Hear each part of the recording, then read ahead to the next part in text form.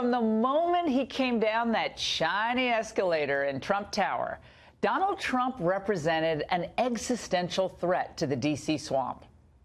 He promised to end the cycle of corruption throughout the government, to make it leaner and more accountable to the people. And he even took on some of the sacred cows. Do you trust intelligence? Not so much from the people that have been doing it for our country. I mean, look what's happened over the last 10 years. Look what's happened over the years. I mean, it's been catastrophic. And in fact, I won't use some of the people that are sort of your standards, you know, just use them, use them, use them. Very easy to use them. But I won't use them because they've made such bad decisions. Yeah, he had the nerve to call out the intel community, a.k.a. the deep state, as part of the problem.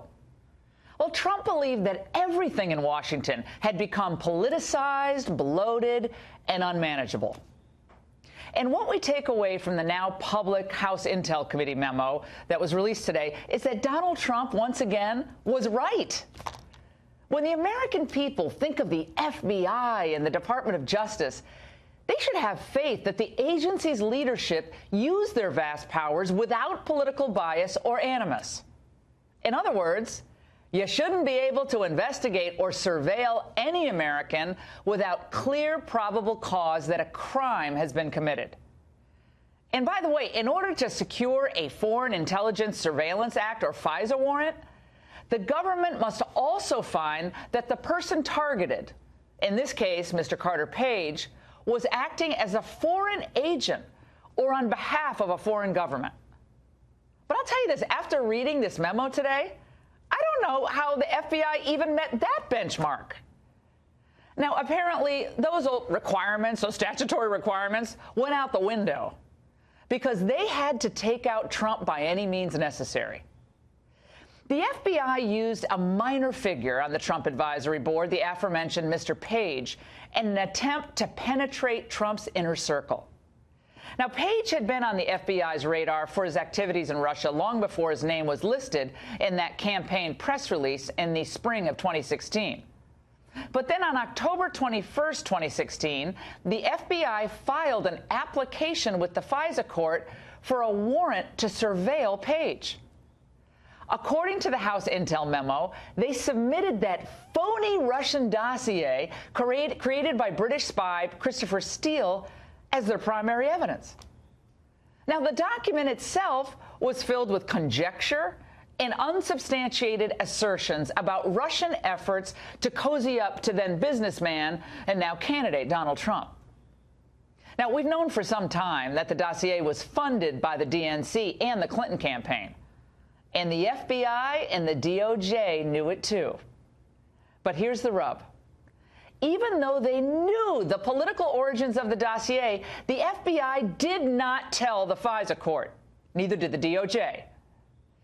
They would go on to secure 3 FISA surveillance renewals on Carter Page, all based on that same dossier, Oppo research, in other words. The FISA warrants were approved by FBI Director James Comey, Deputy FBI Director Andrew McCabe, Acting Attorney General Sally Yates, and Deputy AG Rod Rosenstein. There are so many lapses and biases at play here, it's frankly hard to keep track of them, but we're going to do our best.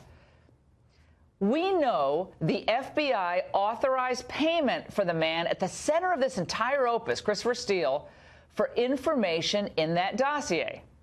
And to be clear, Steele was like hardly an objective source when it came to national security matters. He's quoted in the House Intel memo as telling DOJ officials that he was, quote, desperate that Donald Trump not get elected and was passionate about him not being president. Oh, no agenda there whatsoever. So he cooks up this fake dossier to try to kill Trump's candidacy. And at the same time, Steele began shooting his mouth off to Yahoo News about Carter Page's trip to Moscow, which he included in his infamous dossier. The FBI later cites that Yahoo News story as corroborating evidence of the dossier's credibility. That's a neat trick. So a story about the dossier is corroboration of the story itself, which is fake. Fantastic. The Bureau put all of that in their FISA request to continue their surveillance of Page. Now, here's where it really gets good. A month after the FBI used Steele's dossier and the fake news he leaked to get the FISA warrant, they realized Steele is leaking confidential information to the media and divulging his relationship with the FBI. So the FBI terminated its relationship with him. So here's the upshot. The predicate for the entire Trump-Russia collusion canard, the prevailing evidence advanced to surveil Page, which would lead to the creation of the Mueller investigation and all the madness that followed, was built on the foundation of the fake Steele dossier, paid for by Hillary Clinton's campaign and the DNC. Here is Devin Nunes from the House Intel Committee a short time ago. And just step back for a moment. This is not trying to go after some terrorist. Then they got a warrant on someone in the Trump campaign using opposition research paid for by the Democratic Party and the Hillary Clinton campaign. That's what this is about, and it's wrong, and it should never be done. And the Democrats, who've long been suspicious of the overreach and the bias of law enforcement, it's funny, they believe now that law enforcement can do no wrong. They can never be questioned. They're always right. Though the left did sound like a chorus protesting the memo's revelations today.